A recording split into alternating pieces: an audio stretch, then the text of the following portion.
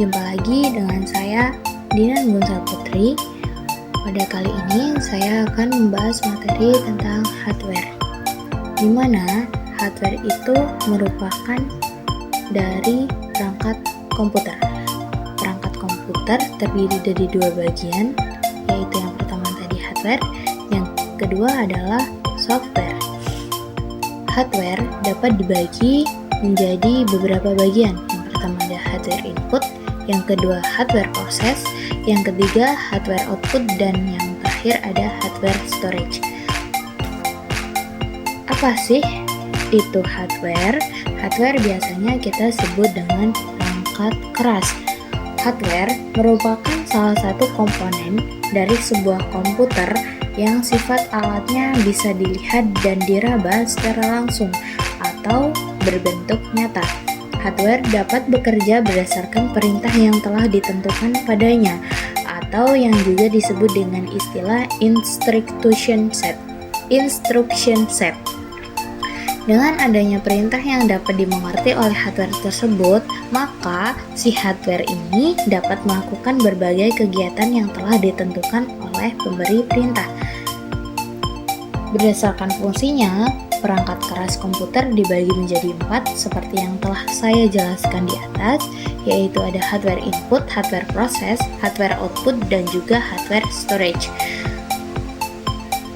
Hardware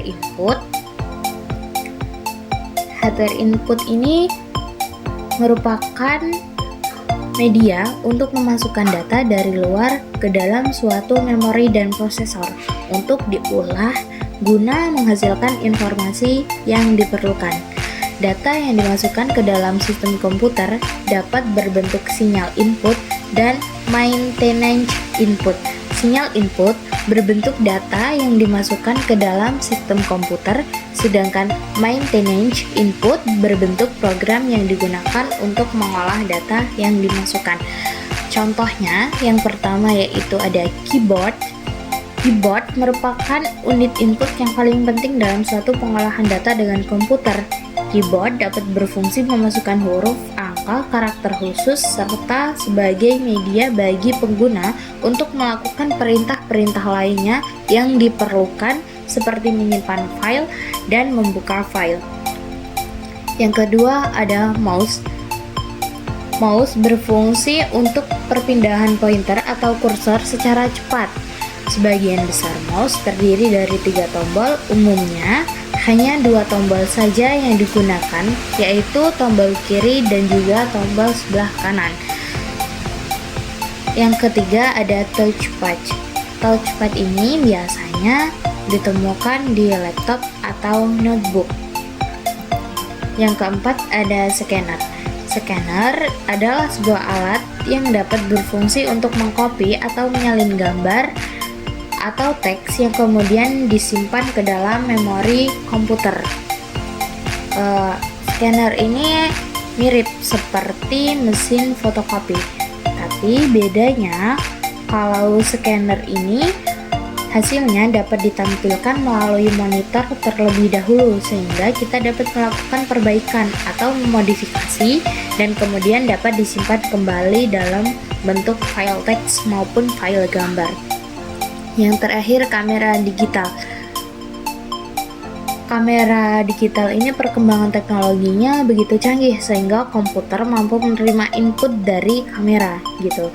Sedangkan kamera digital ini ketajaman gambarnya lebih bagus, intinya lebih bagus dibandingkan kamera-kamera lainnya. Ketajaman gambar dari kamera digital ini biasanya ditentukan oleh pixelnya gitu teman-teman. Yang kedua ada hardware proses.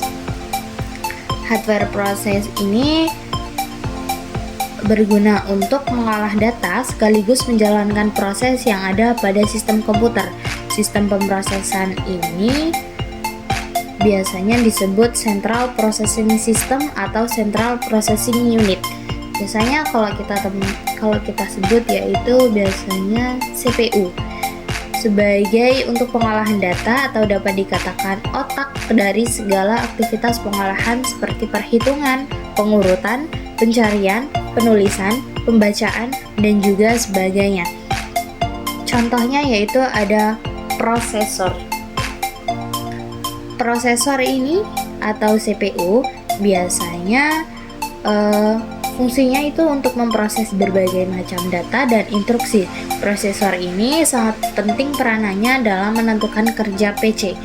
Saat ini prosesor yang paling populer di dunia adalah Intel dalam berbagai variannya. Yang kedua ada motherboard atau papan induk. Nah, dimana jika prosesor ibarat otak, maka motherboard merupakan sistem saraf yang fungsinya membawa data antar peranti di komputer.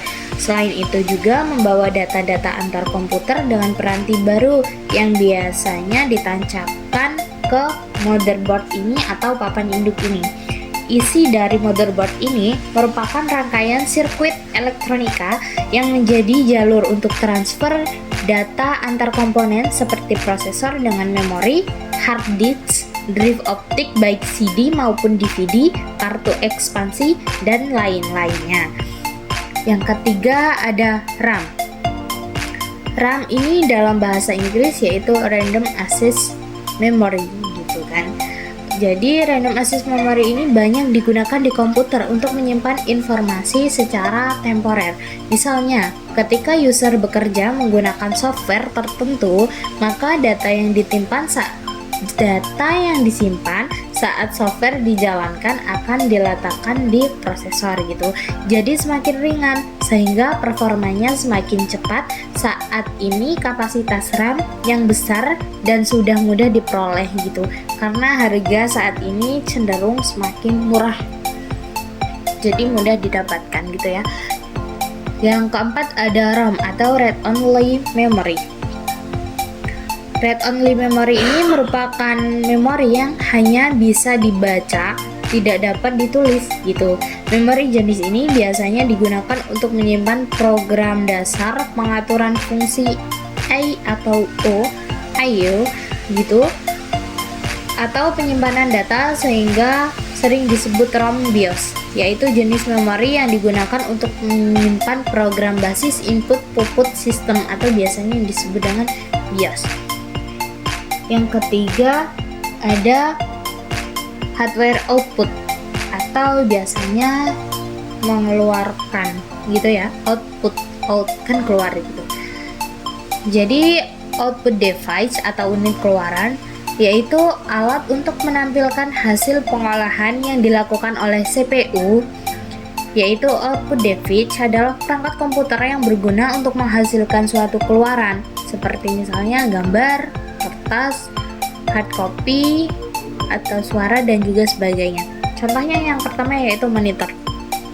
Monitor komputer adalah salah satu jenis soft copy device karena keluarannya adalah berupa signal elektronik. Dalam hal ini berupa gambar yang tampil di layar monitor.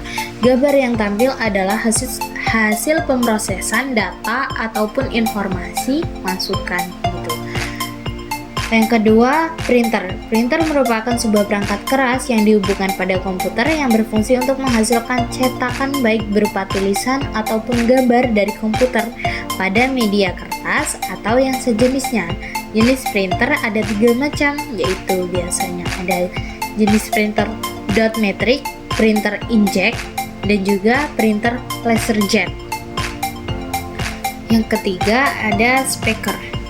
Speaker ini pengertiannya sama pada speaker umumnya, yaitu mengeluarkan suara gitu ya, dengan cara menggetarkan komponennya yang berbentuk selaput. Yang keempat ada hardware storage atau unit penyimpanan. Yang pertama yaitu primer atau biasanya hardware tersebut itu tidak tetap, penyimpanannya itu tidak tetap atau sementara. Contohnya yaitu flash disk. Flash disk atau USB itu penyimpanan media atau data portable. flash disk itu bisa dihubungkan melalui port USB yang terdapat pada laptop atau pada komputer. Jadi data yang disimpan dalam frame yang membentang sepanjang lebar tape. Jadi frame-frame tersebut dikelompokkan dalam blok atau record yang dipisahkan dengan gap. Perekaman pada tape dilakukan dengan mengalirkan sinyal listrik melalui head, menghasilkan jejak magnetik pada tape gitu kan. Informasi pada tape dapat dihapus dan diisi kembali.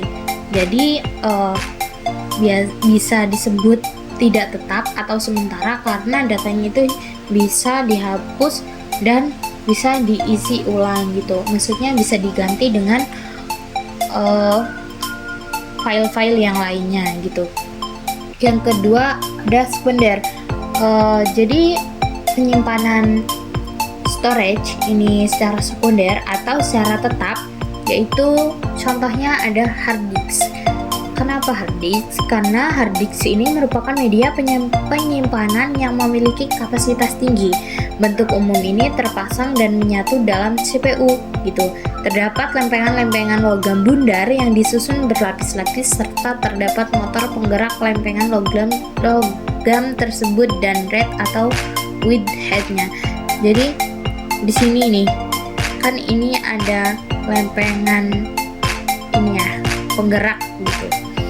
Jadi jenis hard disk itu juga ada yang menggunakan piringan tunggal, tetapi ada pula yang menggunakan beberapa disk yang dikemas dalam suatu bentuk yaitu disk pack. Kelebihan dari hard disk ialah kemampuan menampung data yang sangat besar dan kecepatan akses yang tinggi. Makanya kenapa hard disk ini disebut dengan penyimpanan sekunder atau tetap, karena penyimpanannya itu mampu menampung data yang sangat besar. Itu mungkin itu saja teman-teman materi yang dapat saya sampaikan. Kurang dan lebihnya saya mohon maaf. Sampai jumpa.